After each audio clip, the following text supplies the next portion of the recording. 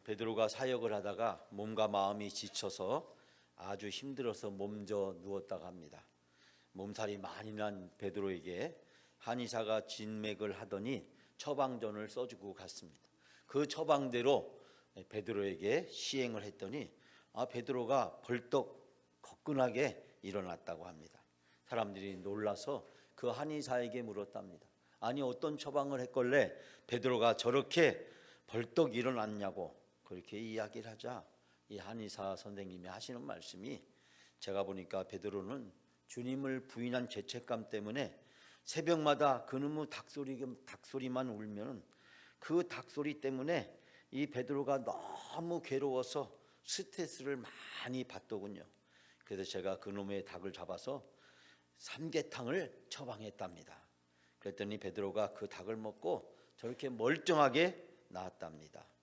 닭은 닭으로 잡는다, 그런 이야기가 있대요. 이열치열이라고 합니다. 여러분, 베드로에게 바다는 그의 인생의 전부였습니다. 베드로는 그 바다에서 많은 세월을 보냈고 업으로 시간을 보냈고 주님을 만났습니다. 그런데 그 바다로 인해서 또한 상처도 많이 받았습니다. 예수님께서는 이열치열로 베드로를 바다에서 회복시켜 주십니다. 오늘 그 베드로가 만났던, 예수님을 만났던 그 바다에 여러분과 함께 가보려고 합니다. 베드로에게 바다는 삶의 전부였습니다. 바다에서 자랐고 바다에서 어부라는 직업을 그는 가지고 있었습니다. 예수님을 만나기 전까지 바다는 베드로의 생활이었습니다. 그 바다에서 고기를 잡다가 예수님을 만났습니다. 고기를 잡는 어부였던 베드로에게 바다는 인생의 전부였지만, 그러나 예수님은 또 다른 인생이 있다는 것을 베드로에게 가르쳐 주었습니다. 바로 그때 베드로는 평생 그가 잡고 있었던 그물과 노를 버려두고 그리고 예수님을 따르게 되었습니다. 예수님은 베드로의 인생 송두리째 바꾸어 놓았습니다. 하지만 베드로에게 바다는 악몽이자 실패의 아픈 추억도 가지고 있었습니다. 예수님을 만나고 나서 그는 평생 살았던 바다에서 폭풍을 만나서 죽을 뻔했습니다. 수십 년 동안 어부로서 바다를 누구보다도 잘 안다고 자부심을 가지고 있었지만 무기력한 자기 자신에 절망할 수밖에 없었습니다. 거기에다가 그는 바다에서 잔뼈가 굵었음에도 불구하고 수없이 그물을 던졌음에도 불구하고 고기를 제대로 잡지도 못하는 어처구니 없는 실패를 경험해야만 했습니다. 폭풍우 치는 바다에서 베드로는 그만 그 바다에 빠져서 죽을 뻔했습니다. 예수님의 손을 잡고 구사일생으로 살아남게 되었습니다. 베드로에게 바다는 생각하면 할수록 괴롭고 힘든 뼈아픈 추억이 있는 곳이었습니다. 그런데 세례 요한의 퇴장과 함께 예수님이 혜성처럼 등장하셨습니다. 갈릴리에서 새로운 세상을 선포하시고 제자들을 불러서 훈련시켰고, 베드로는 그 바다에서 예수님을 만났습니다. 귀신이 쫓겨나가고 병자들이 고침을 받고 죽은 자가 살아나고 오병이어의 기적이 일어나고 새로운 세상이 시작되었습니다. 절망이 희망으로 바뀌고 죽음이 생명으로 바뀌는 놀라운 기적이 일어나기 시작했습니다. 그러나 이 놀라운 기적이 하루아침에 무너져 가기 시작했습니다. 예수님이 돌연 체포되셨고 예수님이 십자가에 달리셨고, 십자가에 달리신 예수님은 죽으셨습니다. 그리고 무덤에 장사 지낸 바 되었습니다. 지난 3년 동안 배와 그물을 버려두고 예수님을 따랐던 새로운 인생이 처절하게 무너져버리고 말았습니다. 그런데 그 예수님이 다시 살아나셨다는 뜻밖의 소식이 들려왔습니다. 무덤에 예수님을 향품을 가지고 찾아갔던 여인들은 무덤이 텅 비었다는 소식을 전해 주었습니다. 더더군다나 그 여인들은 예수님이 다시 살아났다고 하는 청천벽력과 같은 이야기를 전해 주었습니다. 엠마오 시골로 가던 두 제자는 예수님이 다시 살아났고 살아나신 예수님을 자기들이 만났고 그 예수님과 함께 저녁 식사를 함께 했다는 충격적인 이야기를 전해 주었습니다. 그 충격이 채 가시기 전에 예수님이 돌연 자기들 앞에 나타나셨습니다. 그리고 식사를 함께 하셨습니다. 나는 눈으로 보고 만져보기 전에는 결코 믿을 수 없다는 도마 앞에 예수님은 다시 나타나셨고, 예수님은 나를 만져보라고 도마의 손을 잡아 이끌어 주셨습니다. 정말 예수님이 살아나셨습니다. 베드로는 이제 두 눈으로 똑똑히 살아나신 예수님을 눈으로 보게 되었습니다. 그제서야 주마등처럼 예수님이 생전에 고난을 받고 다시 살아나겠다라고 말씀하셨던 기억들이 떠오르기 시작했습니다. 뭔가 안개가 걷히듯 희미한 진실이 되살아나기 시작했습니다. 사랑하는 여러분, 바다의 추억은 베드로에게 항상 가슴 아프게 했습니다. 오늘 12절, 13절 말씀에서 예수님을 만난 베드로는 주님과 함께 식사를 함께 하게 되었습니다. 여러분, 12절, 13절을 우리가 다 같이 함께 봉독합니다. 예수께서 이르시되 와서 조반을 먹으라 하시니 제자들이 주님이신 줄 아는 고로 당신이 누구냐 감히 묻는 자가 없더라. 예수께서 가셔서 떡을 가져다가 그들에게 주시고 생선도 그와 같이 하시니라. 아멘. 하지만 베드로는 무척 혼란스러웠습니다. 도대체 이런 상황을 어떻게 받아야 될지 감당할 수 없는 고민이 베드로를 사로잡았습니다. 그때 다른 제자들과 함께 베드로는 고기를 잡으러 가자고 했습니다. 베드로가 다른 할 일이 없었고 할 줄 아는 일도 그거밖에 없었습니다. 노를 젓고 그물을 던지는 것이 베드로의 생애의 전부였기 때문입니다. 지난 3년 동안 예수님과 함께했던 시간들이 이제는 다 무너져가고 사라져가는 것처럼 느껴졌습니다. 예수님을 만나기 이전의 인생으로 베드로와 그리고 그의 제자들은 다시 되돌아가고 있었습니다. 그런데 베드로가 갔던 그 바다는 예전의 그 바다가 아니었습니다. 그물을 아무리 던져도 고기를 잡을 수 없었습니다. 수십 년 동안 한 번도 경험하지 못했던 일이 지금 눈앞에 펼쳐지기 시작했습니다. 누구보다도 이 갈릴리 바다라면 잘 알고 있었던 베드로에게, 이 바다에서 그물질이라면 누구에게도 뒤떨어지지 않았던 베드로에게 한 번도 경험하지 못했던 텅 빈 배, 아무리 던져도 잡히지 않는 물고기. 밤이 새도록 베드로는 그물을 던졌지만 아무것도 잡지 못했습니다. 수십 년간의 경력이 허무하게 무너지고 보잘것없는 실패가 그를 엄습해 왔습니다. 이제 포기해야 되나 체념해야 될 무렵에 한 사람이 다가와서 묻습니다. 고기 좀 잡았느냐? 배 오른편에 그물을 던져보라. 체념에 빠진 제자들은 지푸라기라도 잡는 심정으로 그물을 던졌습니다. 그런데 말입니다, 그물을 들러 올릴 수 없을 정도로 많은 물고기가 그물에 걸려 들었습니다. 그때서야 요한이 소리를 질렀습니다. 저분이 예수님이시다. 저분이 바로 주님이시야. 베드로는 겉옷을 입고 바닷속에 뛰어들었습니다. 그리고 다른 배들의 도움을 받아서 찢어질 듯한 그물을 겨우 끌고 육지에 나왔습니다. 바다에 도착하니 그곳에 숯불이 피워져 있었고 그 숯불에는 생선과 고기가 놓여져 있었습니다. 예수님이 바로 그곳에 계셨습니다. 예수님은 숯불에 생선과 고기를 구우시면서 지금 잡은 고기를 가져오라고 하셨습니다. 그리고 예수님께서 떡도 가져다 주시고 생선도 가져다 주셨습니다. 주님께서는 식탁을 준비하시고 제자들을 그 식탁의 자리에 초대하셨습니다. 그분은 바로 부활하신 예수님이셨습니다. 빈 무덤은 사실이었고 막달라 마리아에게 나타났던 분도 바로 예수님이셨고 엠마오로 가던 두 제자를 만나던 분이셨고 11제자에게 나타나셨던 분이고 도마에게 만져보라고 나타나셨던 바로 그분, 나사렛 예수 그리스도, 그분이 지금 우리들 눈앞에 나타난 것입니다. 그물을 찢어지게 고기를 잡게 하시더니 이제 밥상을 차리시고 고기와 떡을 주고 계셨습니다. 식사를 함께 하면서 예수님과 제자들 사이에서는 아무런 대화도 없었지만 베드로와 제자들은 예수님의 마음을 깊게 느낄 수 있었습니다. 영광 가족 여러분, 예수님은 죽음을 이기시고 부활하셨습니다. 예수님은 다시 살아나셨습니다.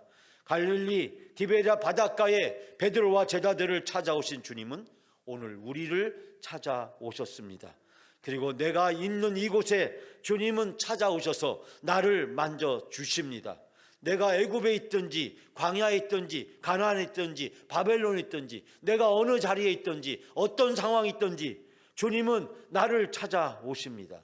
그리고 주님은 나를 먹여주십니다. 나를 위로해 주십니다. 나를 격려해 주십니다. 나를 붙들어 주십니다. 사랑하는 여러분, 이 주님을 만나시는 여러분의 삶이 되시기를 바랍니다.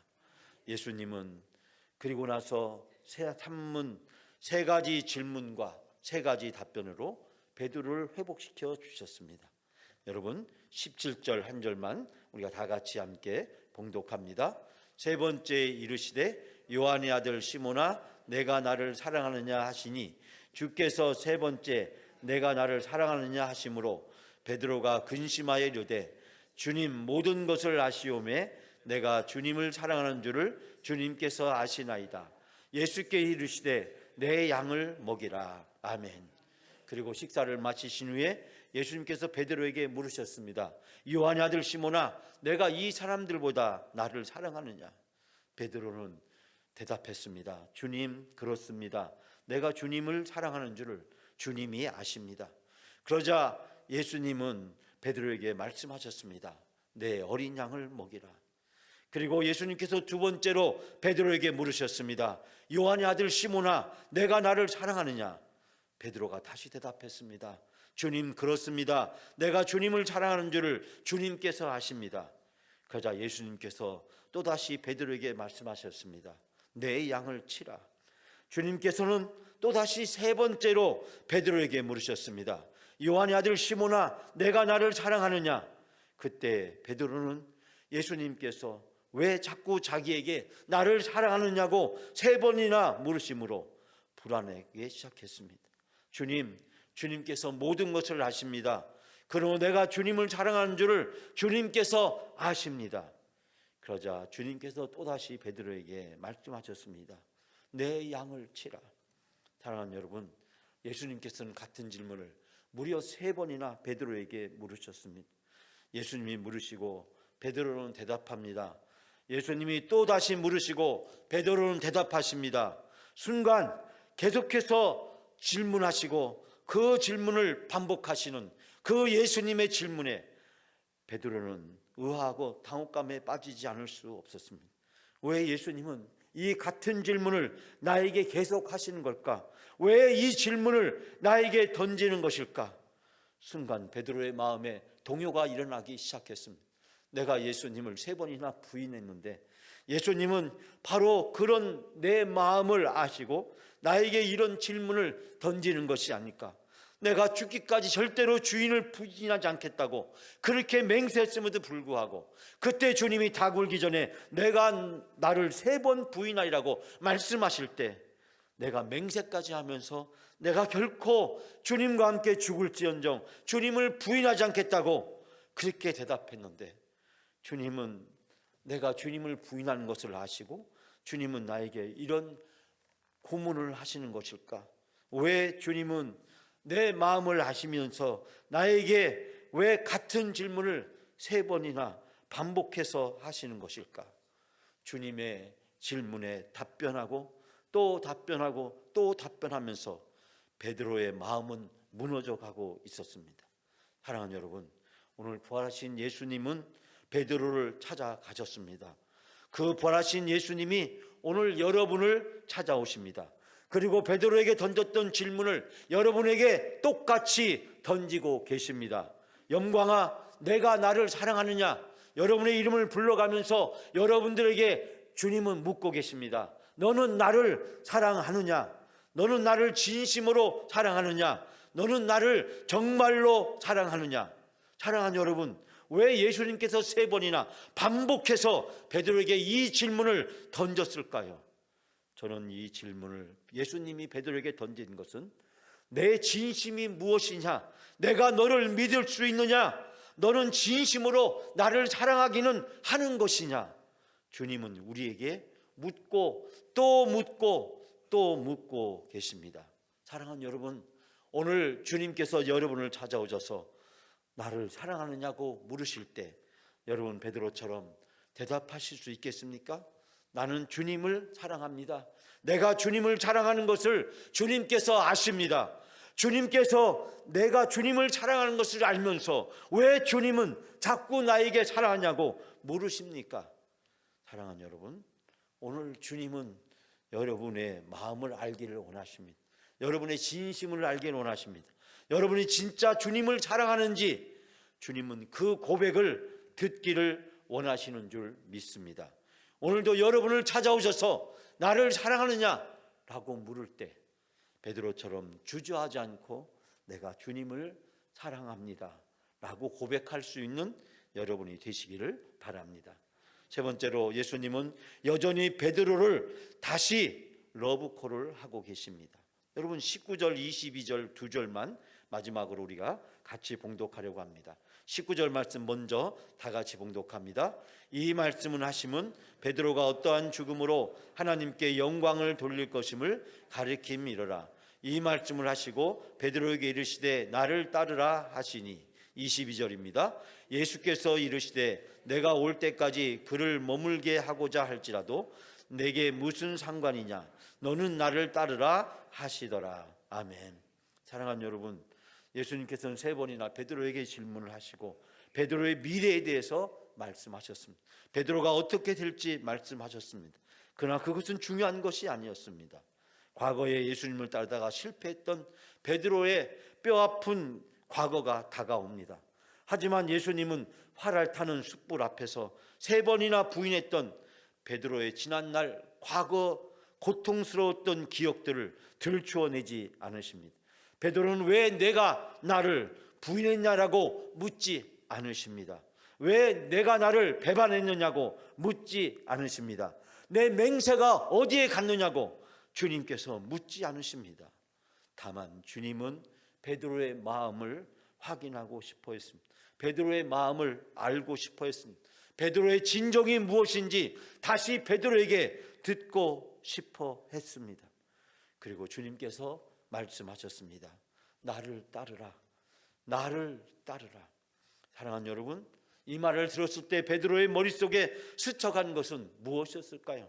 주님을 처음 만나던 날, 주님을 처음 만났을 때, 그때 주님께서 배에서 그물을 던지고 노를 젓던 베드로에게 다가와서 말씀하셨습니다.